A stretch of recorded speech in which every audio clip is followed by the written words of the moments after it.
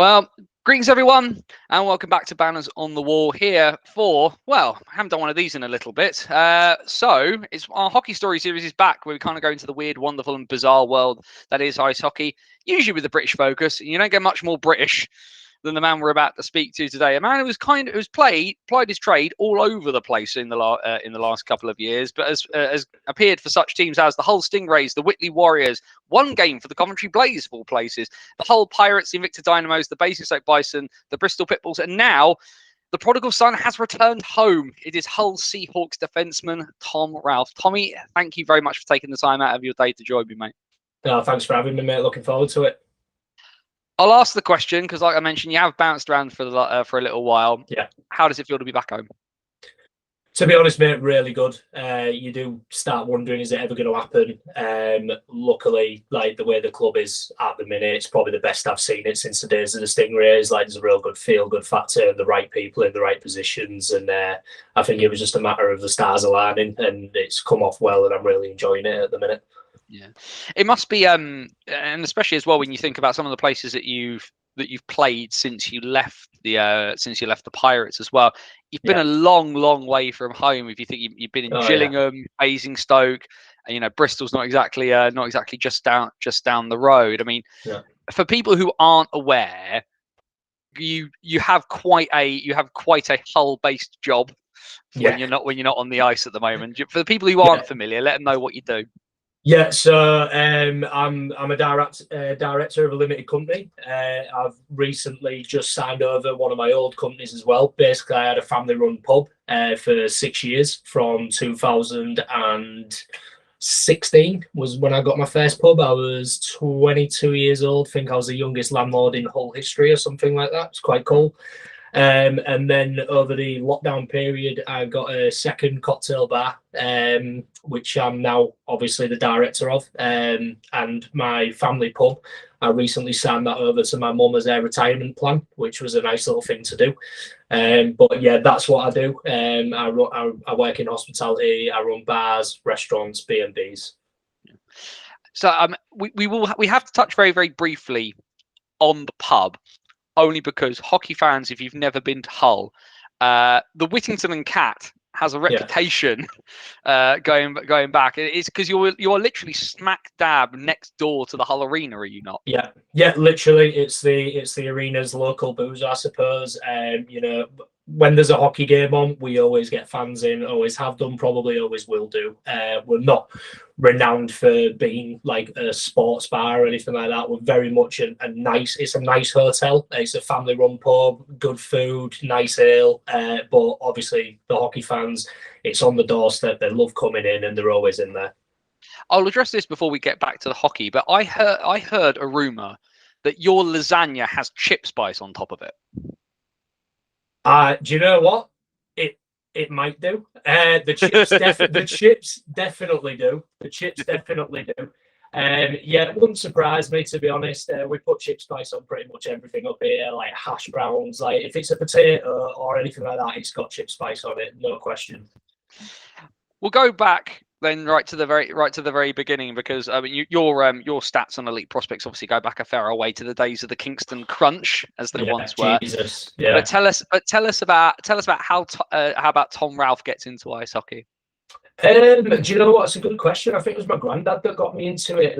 He actually passed away not long after I started playing. I was like 4 or 5 years old. But my granddad was he was a local businessman. He had a construction firm that's still going to this day in Hull that my uncle Ken runs. And he sponsored the very first Humberside Seahawks team. He was like a player sponsor. So my family started going through the games from then. And then when the junior club started, and they were looking for kids to get a team going, my dad was like, "Oh, he'll do it." Put me on a pair of skates, and that was it. And I just went from there, really.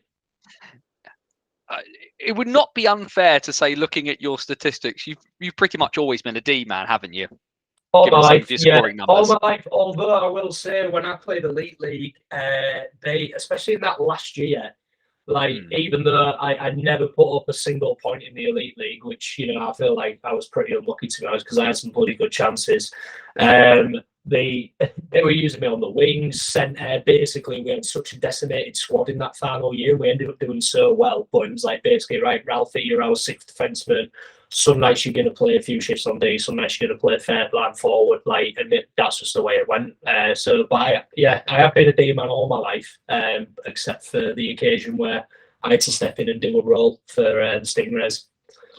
85 games in the Elite League, 0 points, unfortunately. Yeah. How close did you come to getting very close, to be honest. Well, to be fair, I'm going to make myself sound even worse here, but I think if you go into like Cup and postseason, I've got something like nearly like 110 games, something like that, and still 0 points. But yeah, I mean, you can't get much closer than getting a 2-0 away in Fife with Carl Lowes on feeding you the puck and just like rattling it off the bar. Dear. Like, it was a backdoor tap in, and instead of just putting it in the net like I should have, like I just tried to go high on the goalie for no reason and rang it off the bar.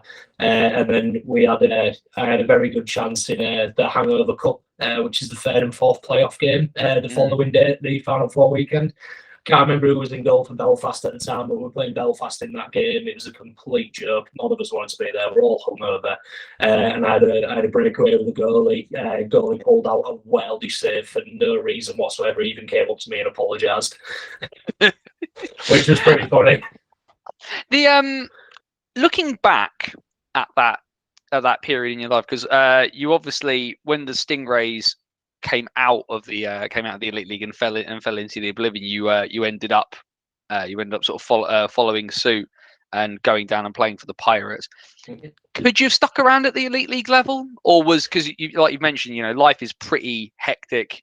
You've done a lot of things in a very short space of time. Was real life starting to take over, or? Well, actually, at the time, I hadn't started my own business yet. Like I was going to university. The Stingrays sorted me out with a spot in university. All I'd ever done all my life was play hockey.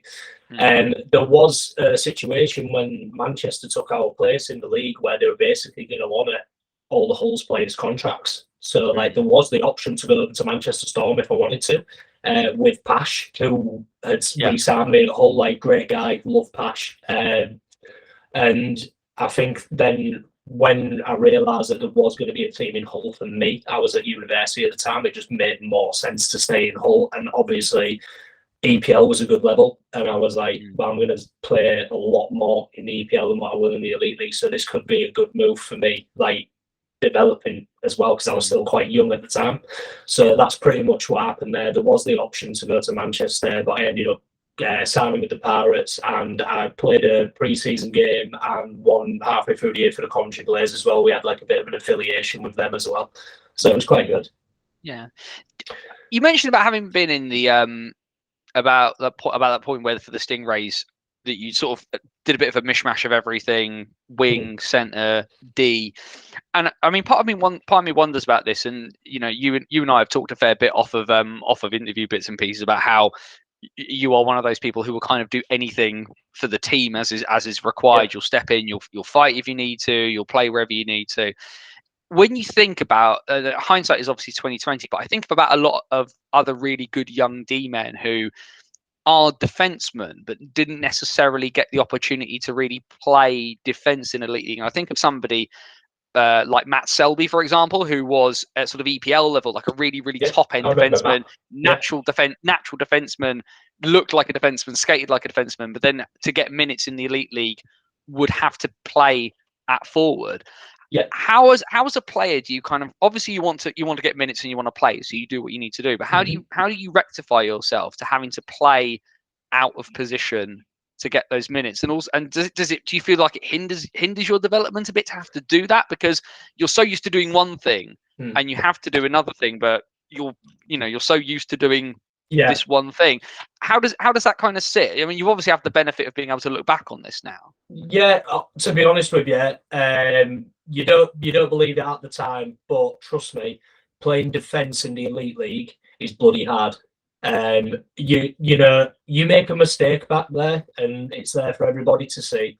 It is no disrespect to forwards. It's much easier to carry a winger than it is to carry a defenseman. So basically, all you do when you get in that position is you keep it simple.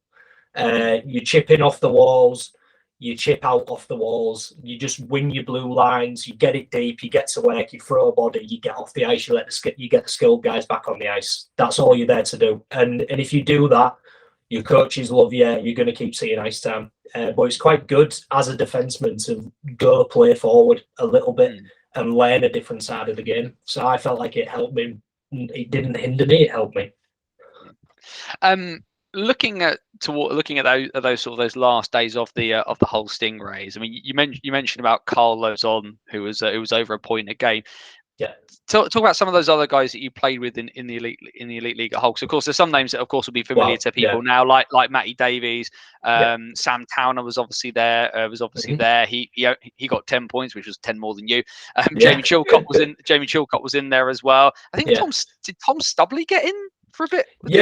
Stubbs was there when he turned 16 in that last year of Stingrays. He was training with us, and I think we dressed him for a few games towards the end of that final season as well. Stubbs was great. Like, I actually coached him when he was like 13, and I actually couldn't, like, Stubley was like head and shoulders above everyone else's age. He was unbelievable as a young guy, so it didn't surprise me when we started taking him on when he was 16 at all. Yeah, I mean, Hull were one of those teams in their elite league days where they kind of feel a bit in some ways like Manchester, like Dundee are now. A lot of people for some of the top end teams will have probably looked at them as being there to make up the numbers, but you guys punched above, gave a few teams a bloody nose along the way, and of course made that Final Four weekend. Twice we made the Final Four twice. Once under Klutz, another brilliant coach, and then the second time was under Pash in his first year coaching. No one gave us like with Klutz, we obviously had great leadership, great coaching. Nobody gave Pash like any respect. Like, as a 27-year-old player coach, nobody knew what that guy was capable of doing. But he was just that like team first mentality. He signed hungry guys out of college. We had so many rookies, it was unbelievable. I would at this point had been playing elite league on and off since I was 16. So I was like one of the more experienced guys, and I was 20. Like, we had some of our better players were rookies. It was unbelievable. But the camaraderie in that dressing room and the group of guys that Pash put together, I don't think anyone could have done a better job. So it was really disappointing because obviously we went to the Final Four. Very controversial goal. I don't know if you ever saw it when we got beat by Sheffield Steelers in the semi. 3 seconds left on the clock, and there was like a high stick. There was a hand pass, like all in the build-up. Like, we went pretty crazy about it. We felt like we were pretty harshly done to. And there is always that question as well, where we wonder, I wonder if we'd have got past Sheffield, we'd have played Coventry in the final, who in 8 games that year, I believe we beat them 7 times. There's always that question. I wonder if we'd have won the Elite League playoffs, would we still have been around? Yeah, one of those what ifs, unfortunately, of British hockey history, and of course, the Steelers ruin it for everybody again. Talk to us though a little bit, because obviously you were there in the eye of the storm a little bit when the Stingrays went under, and then Shane Smith sort of brings, not Shane Smith obviously, but the Pirates come into being. Yeah. What was it like? You mentioned a bit about Manchester honouring contracts and things like that. You obviously chose to stay in Hull, but what was it like sort of sitting? What was it like watching that from the outside? It was brutal, and to be honest, I really didn't know that much about it, and I was quite involved in like the inner circle at Hull, very close with Pash, like always. If we signed a new guy, like I was always getting lent on by the club to, oh, Ralphie, go take them out, show them around, make sure they're happy. One of those guys. So I was like part of the furniture in a way, and I really didn't know about how bad things were. There was a lot of stuff that was completely out of the control of the club as well, where like the owner at the time, Bobby McEwen, nearly lost his house trying to keep the team alive, and a lot of people don't know that. Bobby will never come out and say it publicly or try and make excuses, because he's a very proud man, and rightly so, because I know what he gave to try and keep the team going, and he's a good man. And I remember just waking up one morning, my old man rang me and he was like, "Have you seen the news?" I was like, "What?" He's like, "Stingrays have gone, mate."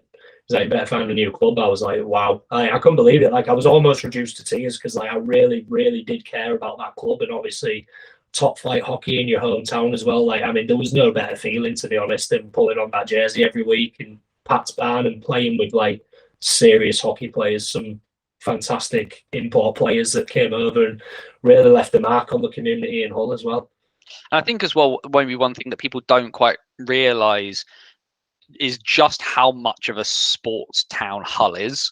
And like obviously people will have seen Hull City and bits, you know, on Match of the Day from their better days in the Premier League and stuff like that. Yeah. But I don't think people quite realise just how big FC and Hull KR are to the city, and kind of, and you know how much sports is as part of the Hull identity and what it means to kind of represent the city.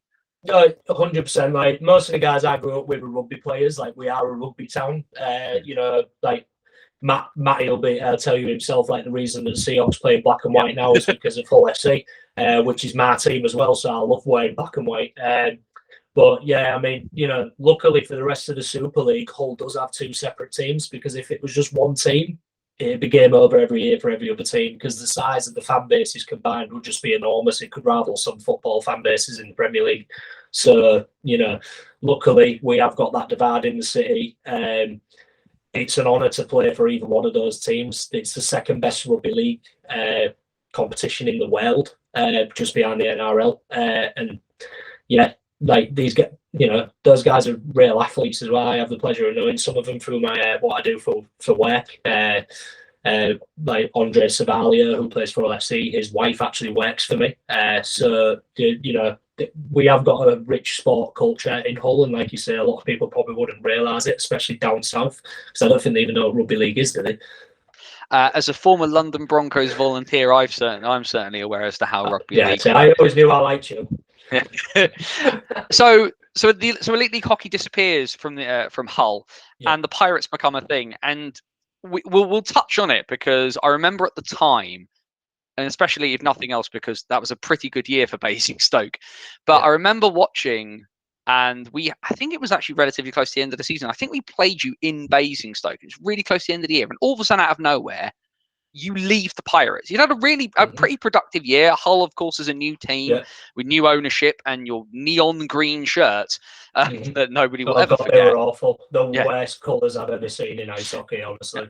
But the point still stands that literally just before the end of the season, you are released in a PR that can't have been longer than 3 sentences, which of course does beg the question, Tom, what happened? Well, it's interesting that you remember that as well, because if you remember that game against Basingstoke, I think we had a 3-3, if I remember correctly. It was something along those lines, and you lost 10-0 in Basingstoke. Yeah, and if you remember as well, Det Barmer, who I'm playing with right now, scored a hat-trick, and he scored 2 goals from the halfway line. He did. So, I feel like that, if you'd have seen who was in goal for us at the time, the owner's son, like, no offense to that kid, but he shouldn't have been anywhere near an EPL roster. And you know, I don't want to sound awful there, but it's the truth. I think Basingstoke had a tactic, like if you get to the halfway line, you don't have a play. Instead of dumping it in the corner and trying to get after it and get to work, just put it on the bloody goal, and it worked. So we got absolutely spanked, and then we rock up in MK the next game, and we get the riot acts read to us basically by the coach at the time, Dom Osman, who I will say I used to be very, very good friends with Dom as well, but as a coach player relationship, me and him just butted heads so much. We've since reconciled with each other. He actually came up to me and apologized to me for the way he treated me when he was my coach. So that's all good now. But yeah, I remember getting read the riot acts in the Milton Keynes dressing room, and meetings over. We've got Martins Ratums is our #1 goalie, arguably one of the better goalies in the league. You know,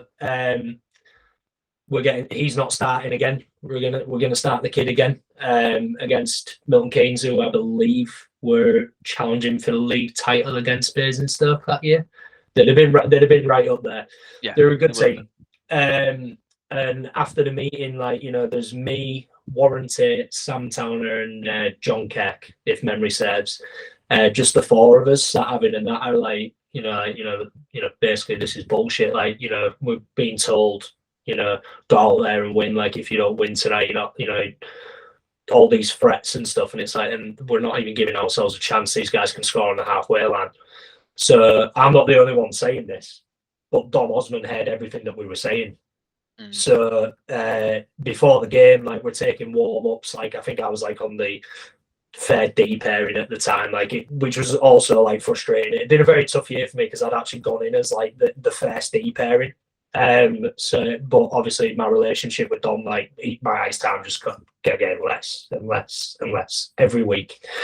And he just comes up to me and he's like, Ralphie, you're on the bench tonight. And I was just like, all right. So I'm just like pedaling around on warm-ups, like just fiddling with pucks at the halfway line while we're going for our 3-on-2s.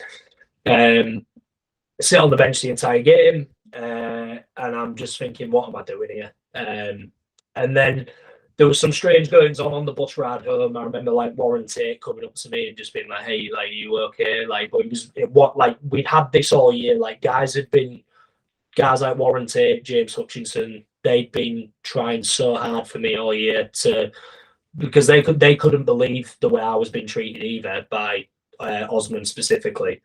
And they were always like trying to say like, get Ralphie on the ice more, get him on the ice more. Like I'd gone into that year fresh out of Elite League hockey, like I was flying. I was also in the best shape I'd ever been in, and they were really trying for me. They were good leaders, those two. I really respect them both. And there was just something weird about the way that Warren was like talking to me on the way home, and I was like, right, this is different. I was like, as the team captain as well, I felt like he knew something. Yeah. So the next day, obviously, I get released, but I knew they were going to do that, and I didn't want to give them the pleasure of doing it. So I just left. I left the team. Like I announced it before they had the opportunity to, and wow, you should have seen some of the messages that Dominic Osman was sending me. Like he was like threatening me like with like lawsuits and all stuff. Like it was absolutely embarrassing. I was just like, I ignored it all. I've never spoken about it until right now publicly. But you know, when the Pirates finally went, apart from the fact there was no hockey in Hull, which absolutely sucks, I will say, like, you know, I was laughing because I was like, you know, I wasn't the only guy that has been messed over by that organisation either. Like, that's for other people to tell their stories. Like, I could go into it, but there was guys that had it way worse than me. Like, there was some cold stuff going on there. Like, they just did not care about the players at all. Like, that was my experience with it. So when they finally gone, you know, that was, I thought, the best thing that's happened personally, because it was turning into a complete shit show. Excuse my French. And when I seen that Matty was going to start a team, like I was absolutely buzzing for him. I was like, right, finally someone that cares about hockey in Hull is going to be at the helm again, which is all we needed. For those of you who haven't checked out my interview with Matty Davis just after the announcement of the Seahawks coming into existence, check back in on that for other bits and pieces towards the demise of the Pirates. Either way, you then went on your Southern tour, which of course does beg the question: how does Kev Parrish get your number? What did you do in You tell me, mate. So interestingly, one of my last games for the Pirates where I was at home, so that had been the weekend before all this happened, was when I was walking past the Whittington and Cat pub. Now, I used to wash glasses there when I was like 15, right? And my mum was very good friends with Sue, who owned it at the time, and it was always closed. So we're walking past, and this one Sunday night after this Pirates game, it's open, and we see Sue stood outside. So we just beeline over to her. We're like, "Oh, Sue, we haven't seen you in ages. How are you doing?" Like having a general catch up. And we're having a natter with her.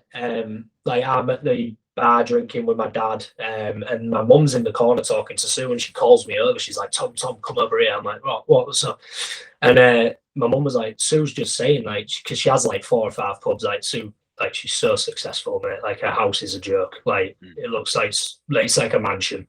And she's like, Sue's just saying she's really struggling with the pub. Like that's why it's never open anymore. She's got too much on and all this stuff.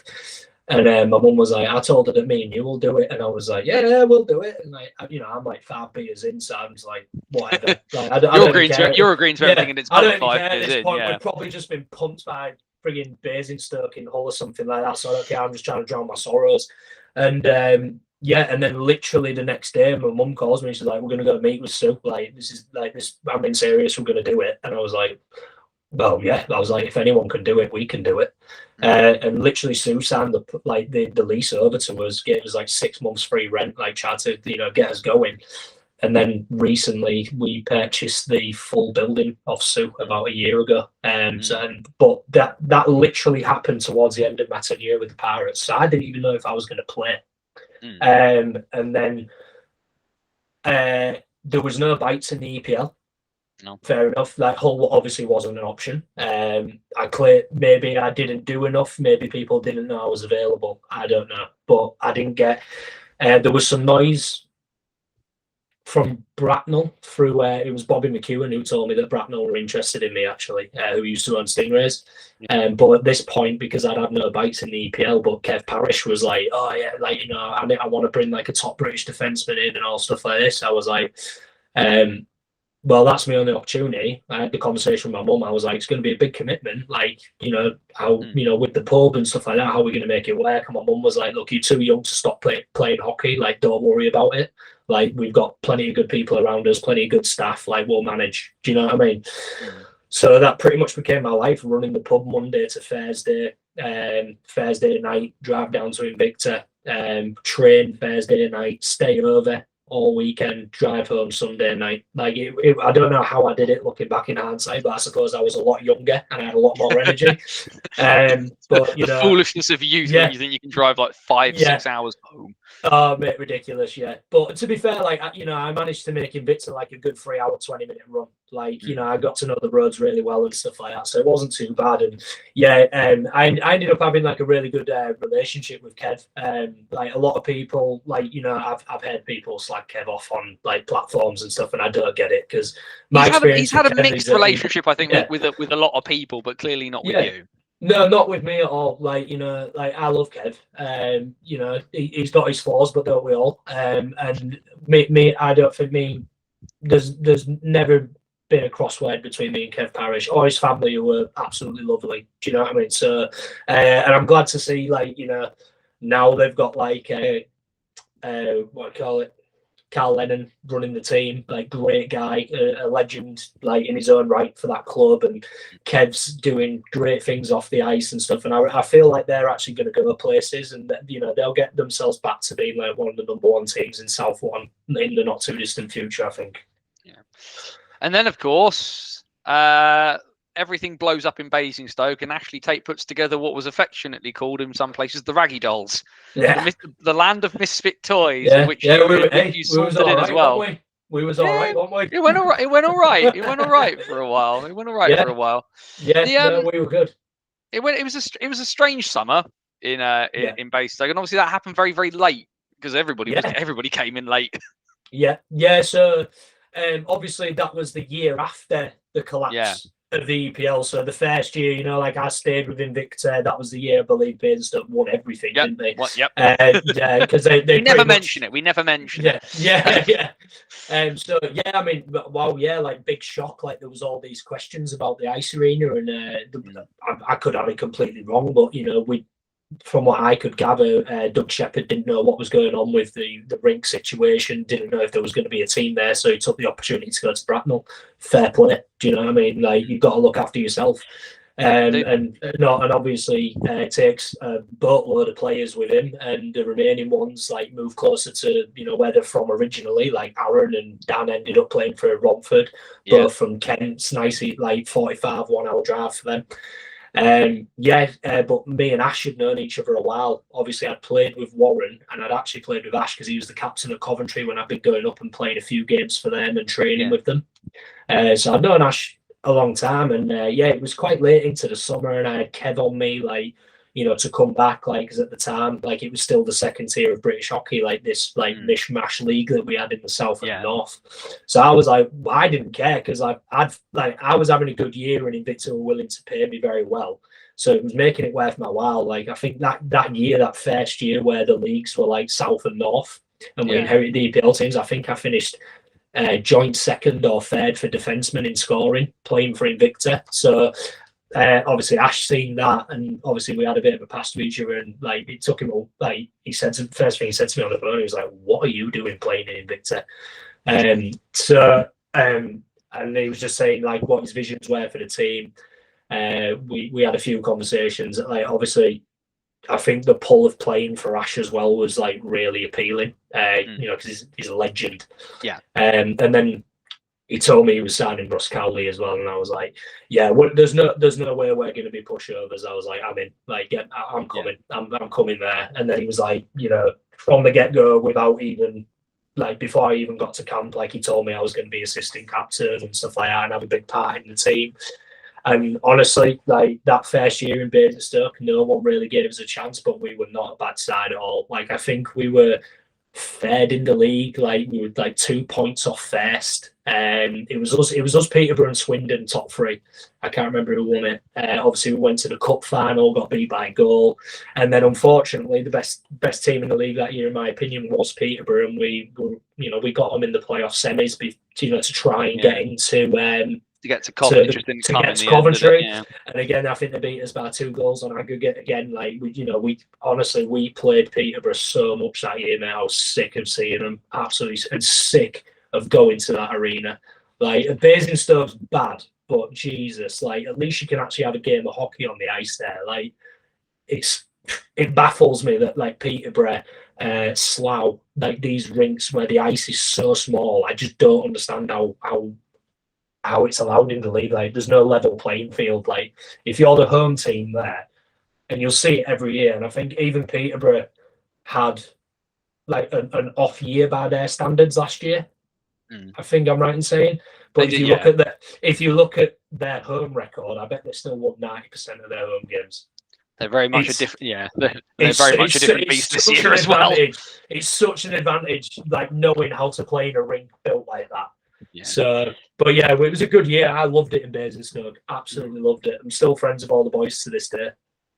The thing, and then of course, and I think we probably can't sort of overstate this because we'll finish up in a little bit by talking just about again about Hull and Matty and how things are. But obviously leaving Basingstoke, the pandemic, and of course he started this year in Bristol as well, and have then sort of been drawn home. Just sort of lay this out for people of just how difficult working in hospitality and bits and pieces are right now is, because my understanding of it as somebody who on the day-to-day is in the NHS, I have a bit of a tough gig from time to time, but you are trying to run a hospitality business in a pandemic in the north of England, which, you know, for the many flaws of this country, is not the most cash-rich place in the world at times. And you're bouncing between opposite ends of the country, trying to play semi-pro hockey and run a business. I mean, the opportunity to come home, given how tough things have been, especially with the pandemic, it must just, I imagine it's a load off your mind at this stage. Yeah, it is. But like, it's still hard. Like it is a hard balance, especially in the current climate. Like the whole thing with Bristol was like I was talking to Jamie all summer, and I came to the conclusion, I was like, this is the best fit for me. Like I liked what Jamie was doing there, and Adam as well. Obviously, Adam Harding's one of my best friends. Like that's a relationship that was formed in Basingstoke that's carried on. And on the golf course. Yeah, exactly. But like it was a good fit for me at the time. But no one could see this cost of living crisis coming in, right? So to put things into perspective, just to save money, like coming into the busiest time of the year, I've had to lay off 2 bartenders that were on 30+ hours a week, like, and now I'm picking that workload up myself while still trying to play semi-pro hockey, which might be in my hometown, but it's still bloody hard. Like, for people will have noticed I haven't played an away game yet, because unfortunately the away games have fallen on a Saturday. I can't afford to pay somebody for 14 hours to cover me while I'm away playing hockey on a Saturday. Like, it doesn't add up, like, financially. So, and my general week, for example, is Monday is the day where I get to maybe stay in bed till about 9-10 o'clock, where I'm trying to basically compensate for a week's worth of lost sleep. So I get a good rest on a Sunday night. Later on Monday, go into the bar, sort out the payroll, sort out the cleaners, get them on with what they need to be doing, sort out the administration, invoicing, all that stuff. Takes me about anywhere between 4 and 6 hours on a Monday. And then Monday night, like I'll do something for my partner. Tuesday, I'm down at the bar for 7 a.m. for the draymen dropping the kegs off. Sometimes they get there at 10 a.m. But that's the window that I've got to be there, 7 a.m. to 10 a.m. Again, I do all my admin and stuff like that, set up for the week, do stock count for spirits and wines and all this stuff, which is quite a time-consuming process as well, because we are a very busy bar on a very busy street in Hull. And then Wednesday rolls around. I get down to the bar in the morning, set up the bar for food service, go off to training with Seahawks, get showered, come straight back to work, finish work at about 8:30, go back to the arena to coach the Hull Jets. Like I've been helping them with some coaching because that's something that I want to do when I finish playing hockey. And then go home, wake up the next day, Thursday. You're in there at 10 a.m. again. We've got more deliveries coming. You're there all day till about 8. Again, we're open till 11. Like, luckily, I've got a business partner who's like, no, mate, go training. Do you know what I mean? Like, tries to encourage me to keep playing. Yeah. Go to training with Seahawks. We don't train until 10 o'clock at night on a Thursday. And honestly, like that absolutely writes you off. So you're getting off the ice at 11. Then by the time you get home, it's nearly midnight. And then Friday, Saturday, Sunday at my bar is just chaos, absolute chaos. Like that is when we do the bulk of our trade. Like 80% of our trade is Friday, Saturday, Sunday. I'm already tired from pulling myself from pillar to post all week. Like, and I'm still doing things for the other pub as well, by the way, while I'm trying to get all this sorted. So you wake up tired, you work tired, then I go to training on a Friday evening for, I'll leave work at about 4:30, get back for about 7:30. I'm there until 1 o'clock in the morning, wake up at about 8, breakfast, shower, change, get back to work for about 10, set up again, clean up any mess that's been left over from Friday night, try to make the venue presentable again, do it all again on a Saturday, and then do it all again on a Sunday. And obviously on a Sunday afternoon, that's when I'm like, right, we're at home. Like, what do I need? Can someone work for 5 hours? Great. I can go play hockey. And that's pretty much how my week is at the minute. So it's pretty mental, mate, to be honest, even though I am in my hometown. We'll finish off because I know because the time that we've got together is running short. But yeah, and I've interviewed Matt, and I've been very fortunate in the sense that Matty Davis has been very giving of his time with me ever since I accidentally decided to stick my oar in and found out what he was doing back in April. But just explain to people who don't understand from the outside, because of course Hull, it's been a very tough year for Hull. Guys have obviously left. We've had another guy take his name off of the roster list today, as you and I have been talking. Problems with getting Emil Svek and Andre Themar into the country. But you said it's one of the best setups you've seen in Hull since the Stingrays. How we talked about how good it feels to be home, but how much of a thing is being built here in Hull? How, because the Stingrays were around for a couple of years and fell away. The Pirates were around for a couple of years, fell away. Can the Seahawks make it? I think is the question, because Hull is a hockey town. I'm certainly not going to deny it, and certainly not to a boy who's played most of his hockey in Hull. But there's that idea about the fact the city needs its team to stick around now. Can the Seahawks do it? I believe so, and I believe the right people are in the position to do it. Like, it has to be said, like, if for some reason it doesn't work, like, you think that's probably it for hockey and Hull, so it has to work. And I believe, like, Matt and Joey and, like, they're the right people in the right positions. Honestly, the way we get Tret is fantastic. We do not get Tret like a last place team. And it's about time that we started putting some bloody wins on the board to repay that to, especially Matty and Joe. Like, they really, like, they're the ones that we're dealing with, like, on a daily basis. And they do everything for us, and they deserve to get something out of this. And I've known Matty a long time, and I looked up to Matty when I was younger. He's slightly older than me. he was a good captain when I played with him at Hull Stingrays. Like we were very close. I know Matty, and Matty hates losing. Matty is one of the few people that hates losing as much, if not more, than I do. Like he will get his way and he won't give up. Like if there's someone out there that's going to make our team better, Matty will pick them up. I know he will. And as you, I think since we've been chatting, it's announced that we've signed Finlay Ulrich from Manchester Storm, which is a great pickup. Looking forward to seeing Finlay play. I haven't seen him play in a long time. Another local kid. So I'm 100% confident that this club will go places, and you know, it will start this year as well. Like we are dead set on making playoffs. People might think that we can't do it from the position we're in, but I'm training with these guys every day, and I've been around the league a long time, and the ability is in that dressing room. Trust me. Like there are worse teams in the league than us at the minute that are above us in the standings, but we'll be coming for them. Like we will be.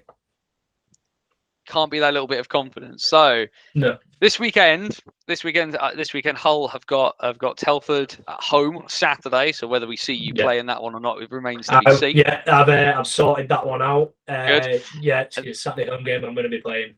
And then away in Bracknell, on Sunday week, which you probably won't be, but giving you to play for basis. There we go. I'm playing Sundays are easy for me to sort, so that's like more of a chill day at the bar. It requires less staff, so like that's I'm playing away in Bracknell on Sunday as well. And you can take the boy out of the bison, but you can't take the bison out of the boy. So if you score about 4 or 5, Tommy, that'd be appreciated. We'd all love you for it. Either way, this man. If you do ever find yourself in Hull, ladies and gentlemen, you can book a room or you can book a table at whittingtonandcathull.co.uk if you ever fancy going in and putting some money in Tommy's pocket. Tommy Ralph, thank you very much for taking the time, my good man. Yeah, thank you. It's been a good chat, mate. Good to see you again.